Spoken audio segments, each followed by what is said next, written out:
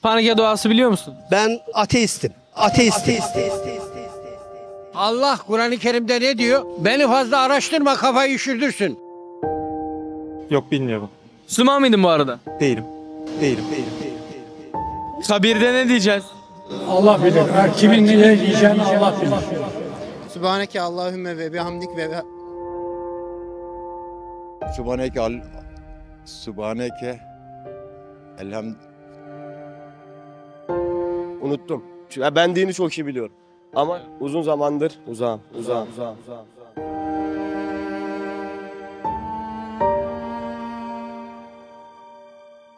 Sübhaneke duası biliyor musun? Ben ateistim. Ateistim. İnanan bir adamdım. Hiç inanmıyorum.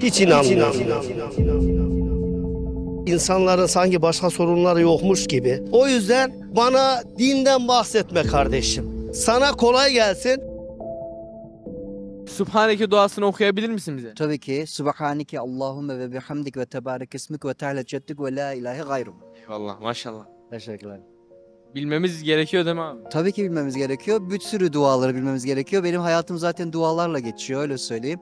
Allah her zaman dualarla bize yardımcı oluyor. O yüzden birçok duayı bilirim. Duasız olmaz asla. Modern gözüküyoruz ama içimizde bambaşka birisi var, öyle söyleyeyim. Sürekli benim dualarım var. Onları okuduğum anda inan bolluk bereket akıyor. La ilahe illallahul melikul hakkul mubin mesela. Bu benim en çok sürekli okuduğum bir duadır. Allahümme ekfine bi halaliken haramike ve anil bi feldik ammen sivak mesela. Herkese tavsiye ediyorum, muhakkak dua etsin. Okuyabilir misin? Sübhaneke'ye onu elhamı sor, onu söyleyeyim sana. Fatiha'yı sor, söyleyeyim. Namaz kılıyor muydun abi? Cuma'dan Cuma'ya. 5 vakit kılmamız gerekmiyor mu abi sence? Yok, bu dönemde zor. Kabirde ne diyeceğiz abi? Allah bilir. Kimin ne diyeceğini Allah bilir. Burada kim ne yaptıysa hesabı orada o verecek. Kimse de burada bize hesap soramaz. Onun için biraz uzak duruyorum. Kusura bakmasınlar. Bir de Peygamber Efendimiz sallallahu aleyhi ve sellem bir yerde buyuruyor ki namaz dinin direğidir diyor. Namazın dininin direği olan Sübhaneke duasını bilmememiz demek bizim dinimizin direğinin çökmesi demek abi. Asr-ı saadette elbette o zaman için bol miktarda kılmak, Allah'a yalvarmak gerekiyordu. Şimdi düzen değişti. İnsanın yapması gereken birkaç şey var. Hırsızlık yapmayacak, yalan söylemeyecek, kimseye namertlik yapmayacak. O zaman Kanını sevecek. Bunları yap, ben Sırat Köprüsü'nden rahatlıkla geçeceğim. O bakımdan senin istediğin cevapları ben tam manasıyla veremiyorum. Kusura bakma. bir yerde diyor ki namazınız olmasa diğer hesaplar sorulmayacak. Ben ona inanmıyorum. Kusura bakma. Düşten abi bu kadar güzellik yapmışsın, amel etmişsin ama namazın olmadığı için bunların hiçbiri sayılmıyor. Bu çok sıkıntı olmaz mı? Ben Allah-u Teala'nın indinde doğru adam olduğumu kendimi kabul ediyorum. Bak ben her duaları bilirim. Okuyabilir misin? Allah Kur'an-ı Kerim'de ne diyor? Beni fazla araştırma, kafayı üşürdürsün. Bu yoksa intihar ederim burada. Öyle bir şey geçmiyor Kur'an. Geçiyor. Ben okudum. Yanlış okumuşsun. Kur'an-ı Kerim'de ne diyor biliyor musun? Bir kelime fazla şey yaptığın zaman zekanı kaybedersin. Manası vardır, manası. Manasını çözemezsin Kur'an'ın. Çözersin, niye çözemezsin? Her adam çözemez. Eğitimli olman lazım. 4 tane üniversite bitirmen lazım. Ben çok okudum abi. Sübhaneke Allahümme ve bihamdik ve Yok, bilmiyorum diyeyim, daha doğru. Uzun süre konuşmayınca, söylemeyince böyle oluyor maalesef. Namaz kılıyor muydun? Vallahi kılıyordum. Dediğim gibi hala cumalara gidiyorum ama şey değil yani. Şu an Beş vakit- beş vakit, evet, maalesef. Tabii kahve aldığın zaman bile sen kasiyere para ödemene rağmen bir teşekkür ihtiyacı hissediyor musun?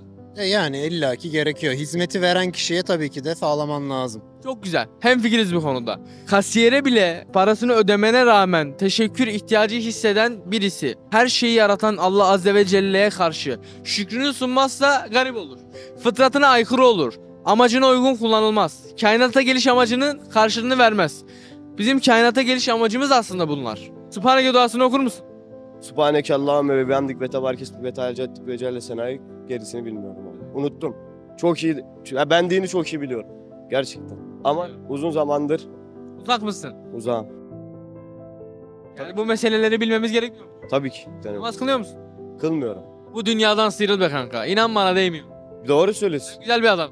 Bu dünyadan da sıyrılmak lazım. Sıyrılmak lazım. Çok anlamsız. Nereye kadar be kanka? Bence hayat çok anlamsız. Şimdi anlamlı olabilmesi için imanın olması lazım. Bu hayatı tek değerli kılan şey iman oluyor işte. 70 sene sonra ölüp gideceksin. Aynen Bir öyle. anlamın yok. İnanmazsan ibadet etmezsin. Aynen öyle. Sübhaneke duasını okuyabilir misin? Subhaneke Allahüm elhamdülillah Rabbil alemine. Subhaneke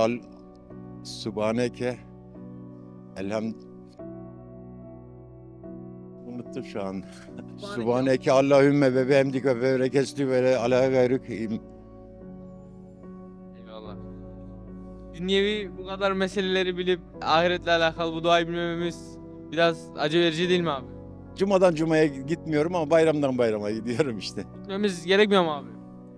Doğru gitmemiz gerekiyor. Ben Bize Sübhaneke duasını okur musun? Bilmiyorum. Müslüman olduğumuz için Sübhaneke duasını bilmememiz biraz garip değil mi? Yanlış, evet. Bunları öğrenmemiz lazım Eyüp. Aynen öyle abi, doğru diyorsun. Bize Sübhaneke duasını okuyabilir misin? Okuruz. Subhaneke Allahümme ve bihamdik ve tebarek esmük ve teala ceddük ve la ilahe gayruk. Subhaneke Allahümme ve bihamdik ve tebarek esmük ve teala ceddük ve la ilahe gayruk. Becellese. Cenaze namazlarında okun. Sübhaneke duası okuyabilir misin? Türkçesi mi, Arapçası mı? Arapçası. Subhaneke Allahümme ve bihamdik ve tebarek kesmük ve teala ceddük sanake ve la ilahe gayruk. Türkçeyle de cenaze ekleniyor. Subhaneke Allahümme ve bihamdik ve tebarek esmük ve teala ceddük ve cennet senavuk ve la ilahe gayruk. Namaz kılıyor musun? Kılmaya çalışıyoruz yani 5 vakit kılmasak da Cuma'dan Cuma'ya olsun. Bizimkiler zaten annem olsun kılıyor hepsi. 5 vakit kılmasak da. Kılmamız gerekiyor mu sence? Tabii canım. Yani namazın manasını bildikten sonra baş secdeye Tabii gidiyor. canım, tabii canım. Ne iş yapıyordun abi? Biz galeri işi yapıyoruz. Galeri işi yapıyorsun. Şimdi galeri işinde bir fedakarlık ediyor musun? Uykundan fedakarlık ediyorsun. Eşinden ediyorsun. Tabii. Çocuklardan. Tabii canım. Doğru mu? Tabii canım. Neticesinde ne diyorsun? Diyorsun ki bugün bir adam gelip araba alabilir. İhtimaline karşı sabredip o azim mükafatını düşünerekten her gün sabah kalkabiliyorsun. Aynen öyle de bizim namazı kılabilmemizdeki en büyük sebep neticesini düşünebilmemiz. Yani Allah'ın büyüklüğünü bilip ya Rabbi bunun neticesinde sen benden razı olabilirsin. Tabii.